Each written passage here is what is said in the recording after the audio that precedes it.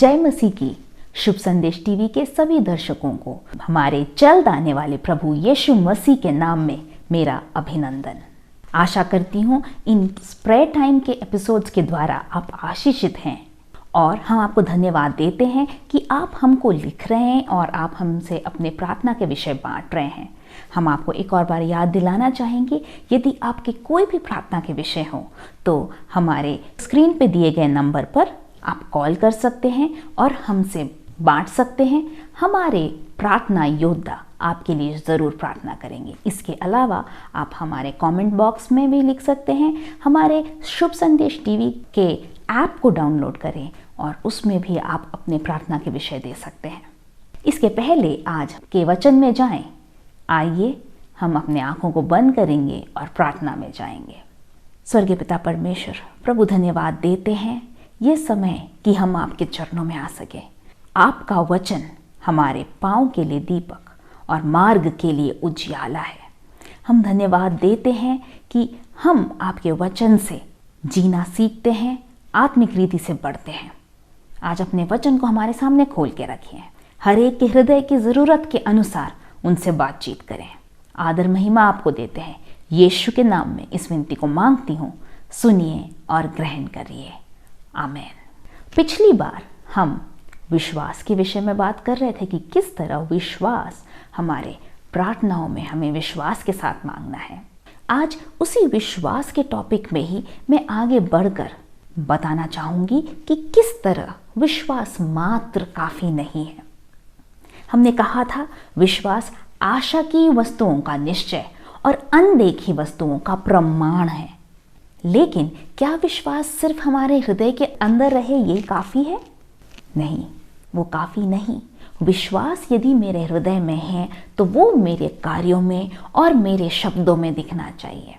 साधारण सी बात है, यदि मेरे को कोई बीमारी है और मैं विश्वास कर रही हूँ कि प्रभु मुझे उस बीमारी से चंगाई देंगे, या मुझे कोई ज़रूरत है और मैं देख रही हूँ मेरे पास उतने पैसे नहीं हैं या वो ज़रूरत की चीज़ नहीं है, तो लेकिन मैं विश्वास करती हूँ कि यीशु मेरे उस ज़रूरत को पूरा करेंगे। तो मुझे क्या करना है? न केवल मन में विश्वास करना है, लेकिन अपने मुंह से भी उस विश्वास के शब्दों को निकालना है। मेरे कार्य ऐसे होने चाहिए कि जो मेरे विश्वास का एक प्रमाण बन सके लोगों के सामने और मेरे खुद के सामने।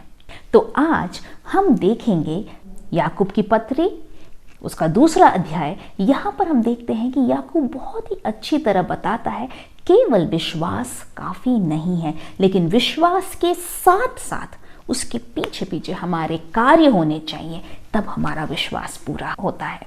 वो कहता है, याकूब 2:17 में लिखा है, विश्वास यदि कर्म सहित न हो तो अपने स्वभाव में मरा हुआ है। साधारण शब्दों में, कर्म बिना विश्वास मरा हुआ है या मृत है। यदि हम इस अध्याय को आगे पढ़ते हैं तो याकूब इसको समझाता है। इसके पहले वो कहता है 14 से 16वें पदों में वो कहता है कि मान लीजिए आपके आसपास कोई विश्वासी हैं, आपके भाई बहन हैं, और वो बहुत, उनके पास शायद पैसे नहीं हैं, पहनने को अच्छे कपड़े नहीं हैं, सर्दियों के लिए कपड़े नहीं हैं, खाने को खाना नहीं है, और आपको उनके बारे में पता चलता है या आपके पास आते हैं। आप उनसे कहते हैं, जाइए, बहुत आशीषित होइए, आपका पेट भरा रहे, आपके घर में हर एक आशीषें हों, आपको पहनने को कपड़े मिले, सब मिले, आप जाइए आशीषित होकर। क्या उससे कुछ लाभ होता है उनको? उसी तरह जैसे हमारे सिर्फ शब्दों से उन व्यक्ति को कुछ लाभ नहीं हुआ, वैसे ही सिर्फ विश्वास से यदि उसके साथ कर्म न जुड़े हों, हमारे कार्य न जुड़े हों, तो वो कोई लाभ नहीं रखता।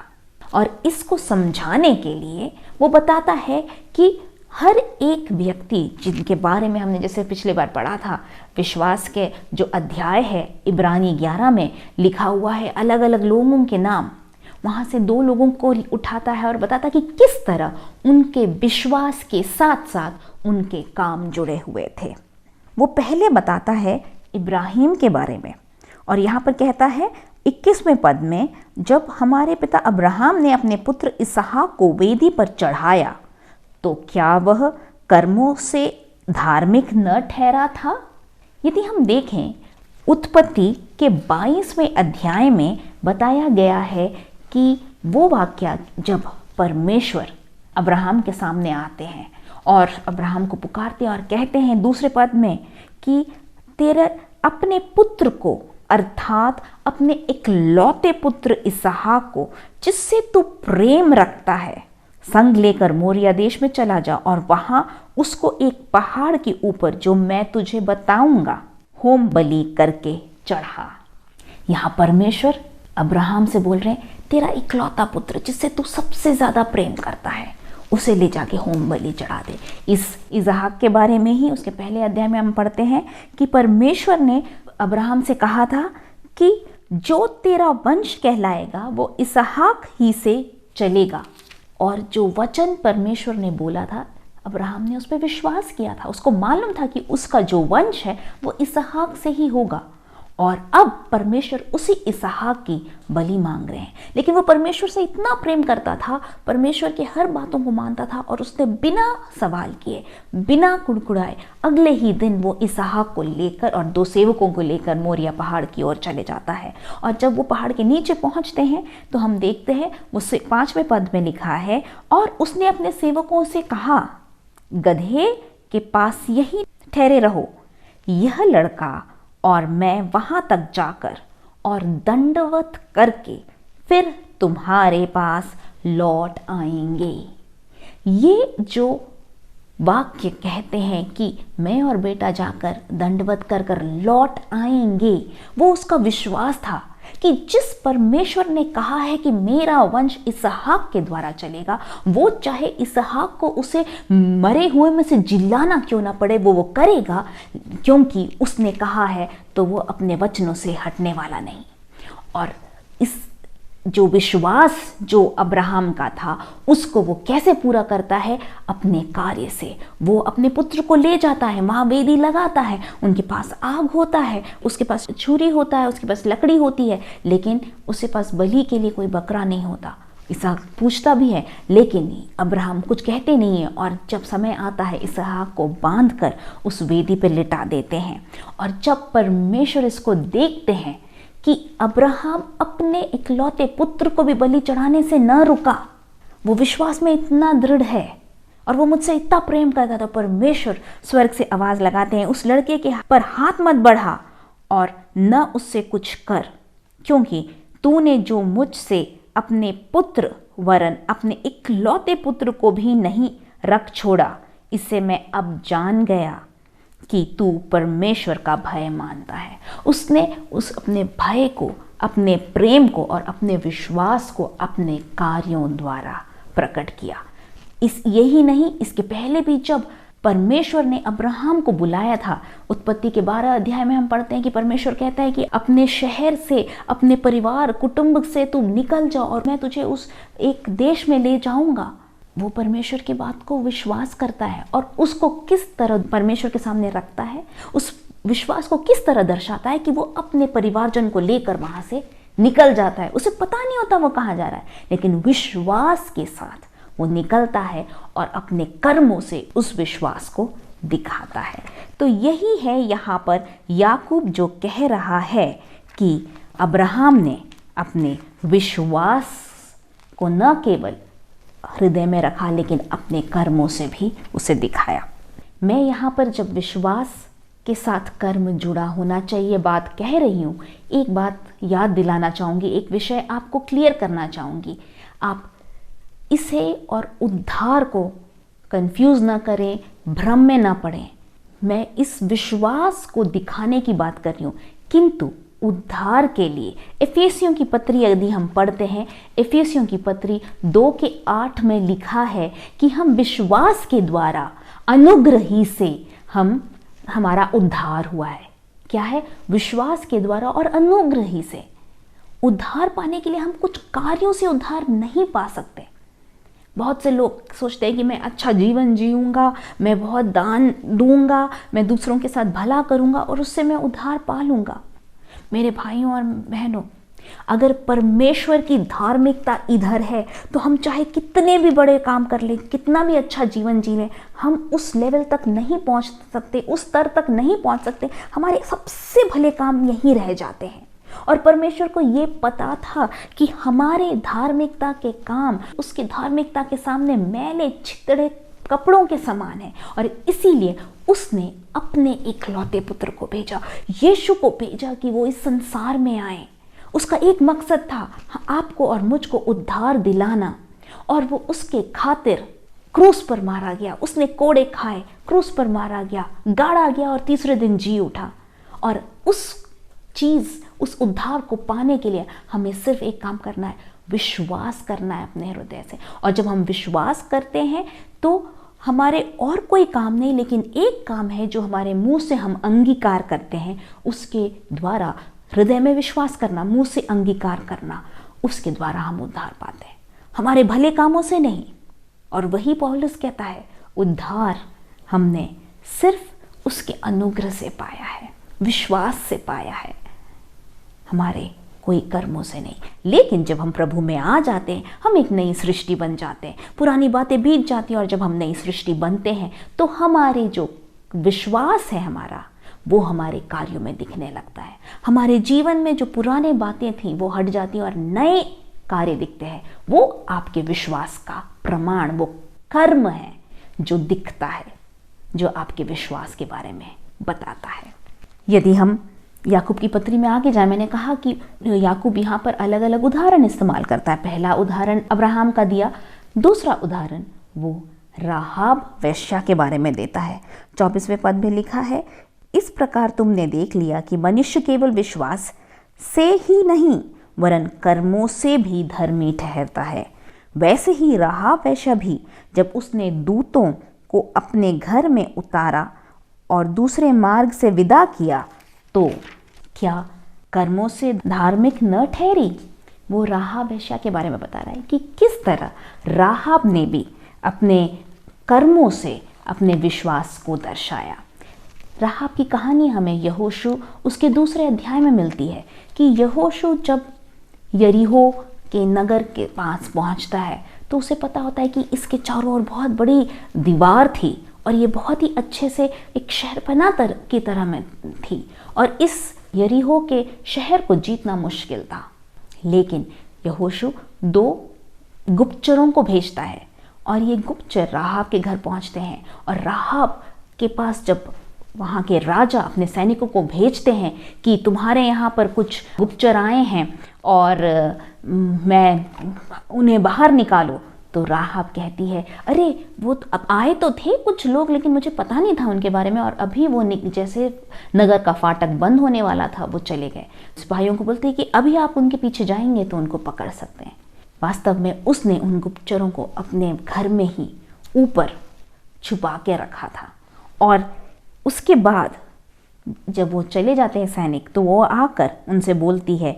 यहोशू उसके दूसरे अध्याय और 9वें पद में लिखा है, वो उन पुरुषों से कहने लगी, मुझे तो निश्चय है कि यहोवा ने तुम लोगों को यह देश दिया है, और तुम्हारा भय हम लोगों के मन में समाया है, और इस देश के सब निवासी तुम्हारे कारण घबरा रहे हैं। वो अपना एक कन्फेशन कर रही है, वो बता रही है कि लोगों की क्या हालत है, क्योंकि हमने सुना है कि यहोवा ने तुम्हारे मिस्र से निकलने के समय तुम्हारे सामने लाल समुद्र का जल सुखा दिया, और तुम लोगों ने सीहोन और ओग नामक यरदन पार रहने वाले अमोरियों के दोनों राजाओं का सत्यानाश कर डाला। और यह सुनते ही हमारा मन पिघल गया, और तुम्हारे कारण किसी के जी में जी न रहा, क्योंकि तुम्हारा परमेश्वर यहोवा ऊपर के आकाश का और नीचे के पृथ्वी का परमेश्वर है। यहाँ कितनी बड़ी गवाही दे रही है, वो बता रही है कि उसका विश्वास क्या है, कि तुम्हारा परमेश्वर यहोवा उस स्वर्ग का और पृथ्वी का परमेश्वर है। जो विश्वास उसने किया था, उस विश्वास को उसने अपने कर्मों के साथ कैसे दिखाया? जो विश्वास किया था उसको उसने अपने कर्मों से इस तरह दिखाया कि वो गुप्तचरों को उसने छुपाया, वो पकड़े न जाएं, उसने ये ध्यान रखा और बाद में अपने ही जो घर के खिड़की से एक रस्सी बांधकर उन्हें बाहर छोड़ दिया रात में, ताकि वो पकड़े न जाएं। और परमेश्वर ने उसके इस विश्वास को देखा। और इजराइलियों ने भी उससे, उस समय गुप्तचरों ने कहा था कि तुम अपने खिड़की पे एक लाल धागा बांध के रखना और ये जितने उस घर में होंगे हम उन्हें बचा लेंगे। वो अपनी बात को तो पूरा करते ही हैं, लेकिन परमेश्वर उसके इस विश्वास को आदर करते हैं और जो विश्वास उसने अपने कार्यों द्वारा दिखाया था। यही है मैं आज बांटना चाहूँगी कि विश्वास रखना केवल काफ़ी नहीं है, किंतु विश्वास हमारे कर्मों द्वारा दिखना आवश्यक है। आप मुझसे ये सवाल कर सकते हैं कि मैं विश्वास कैसे पाऊंगा या विश्वास में कैसे बढ़ूंगा। तो रोमियो की पत्री उसके 10वें अध्याय और 17वें पद में लिखा है, विश्वास सुनने से और सुनना मसीह के वचन से होता है। यदि हमें विश्वास में बढ़ना है तो हमें क्या करना है? परमेश्वर के वचन में से सुनना है। जैसे आप अभी परमेश्वर के वचन को सुन रहे हैं, हम अलग अलग माध्यमों से परमेश्वर के वचन को सुनते हैं, लोगों की गवाहियों को सुनते हैं। जब हम ये सब सुनते हैं तो हमारे अंदर विश्वास बढ़ता है और इस तरह हम विश्वास में और दृढ़ हो सकते हैं और हमें सुनना परमेश्वर के वचन में से होता है। अगला मैं आपके सामने कुछ उदाहरण रखना चाहूँगी जिन लोगों ने अपने विश्वास से परमेश्वर को या यीशु मसीह से एक बहुत ही अच्छी गवाही को पाया। सबसे पहला जो मैं आपके साथ बांटना चाहूँगी वह उस स्त्री के विषय में है जिसे 12 साल से लहू बहने की बीमारी थी।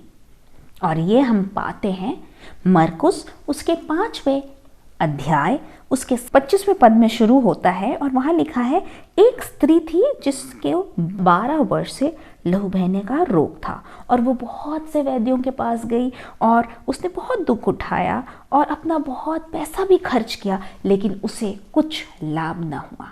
यहाँ हम देखते हैं 27वें पद में, वह यीशु की चर्चा सुनकर भीड़ में उसके पीछे से आई। यहाँ क्या हुआ? उसने सुना। उसके हृदय में विश्वास किस तरह आया जब उसने सुना यीशु की चर्चा कि यीशु चंगा करने वाला व्यक्ति है, परमेश्वर है जो चंगा करता है।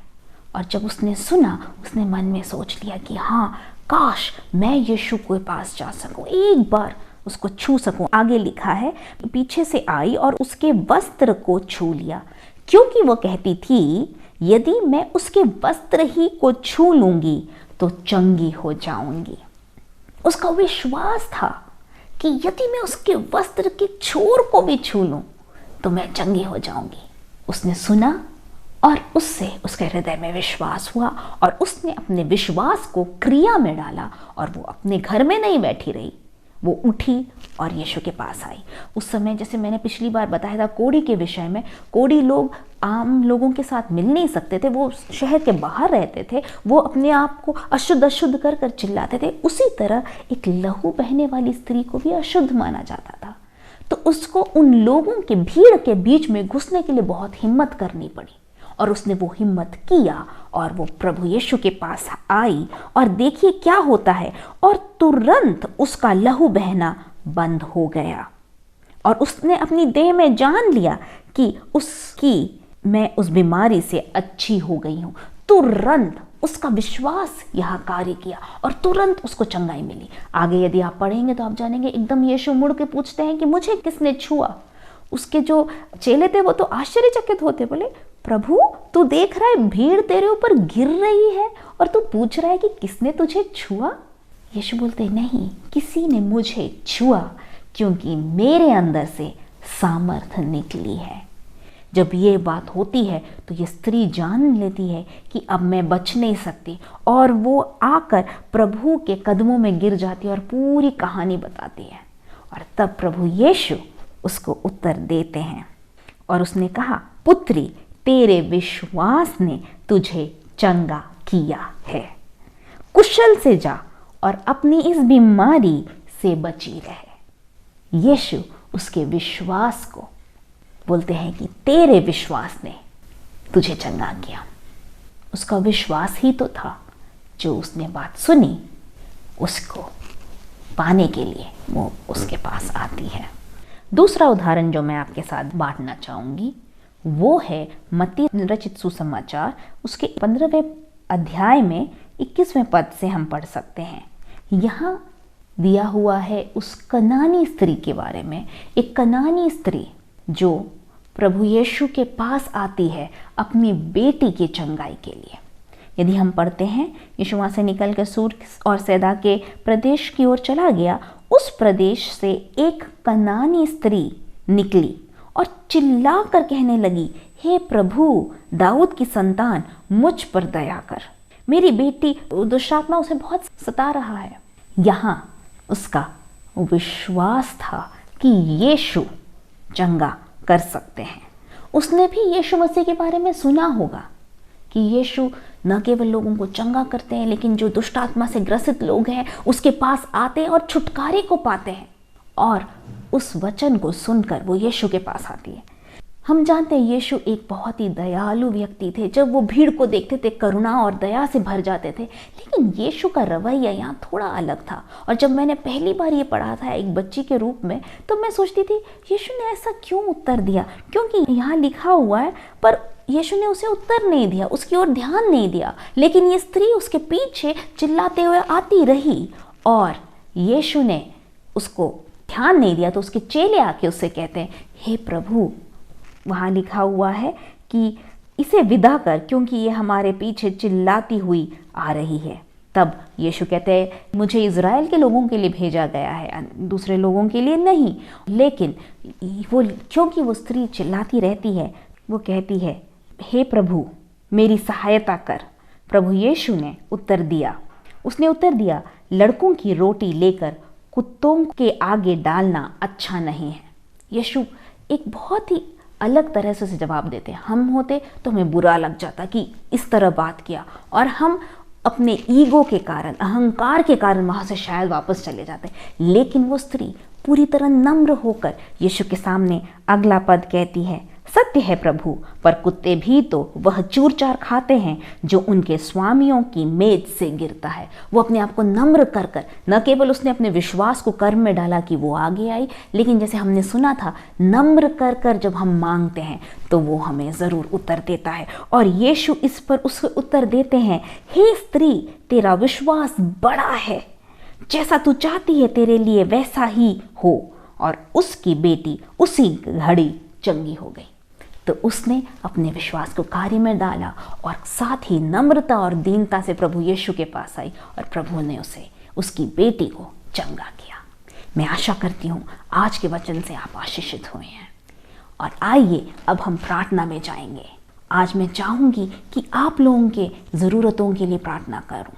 हो सकता है आप में से कोई बीमारी में हो, कोई भय से ग्रसित हो, किसी की नौकरी चली गई हो, किसी के प्रियजन बीमार हो। आइए हम आंखें बंद करेंगे और परमेश्वर से मांगेंगे कि आज प्रभु यीशु आपके जीवन में कार्य करें, आपके प्रियजनों के जीवन में कार्य करें। यदि आप विश्वास करेंगे और विश्वास को क्रिया के रूप में दिखाएंगे, अपने कार्यों से दिखाएंगे, आज उसको अपने आप को नम्र कर कर परमेश्वर से मांगेंगे तो वो ज़रूर देगा। आइए हम प्रार्थना करें। स्वर्गीय पिता परमेश्वर, धन्यवाद आपके वचन के लिए।